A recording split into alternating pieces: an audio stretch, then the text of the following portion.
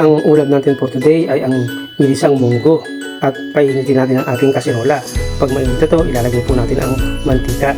Pag mainit ang mantika, ilalagay natin ang ating hiniwang mga bawang. At pag mapula na ang bawang, ilalagay naman natin ang mga sibuyas na ating hiniwa.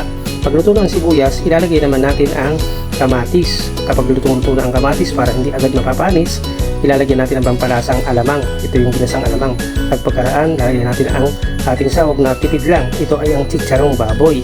At nagluto na tayo kagabi ng pinalambot nating buto ng munggo. At ikukunin natin sa rep at ito ilalagay na natin. At dadagdagan po natin ito ng tubig para magsisilbing sabaw. Kukuha na po tayo dito sa thermos para mainit na agad ang tubig at madaling maluluto.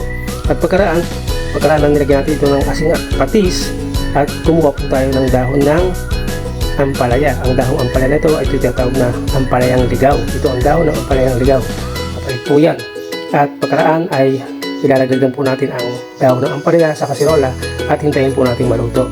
Kung nakaabot ka sa dulo ng video na to, paki-comment naman kung taga saan ka para alam ko kung saan umabot ang video ito. Salamat sa iyong panonood and God bless. Good morning. Kain na po tayo.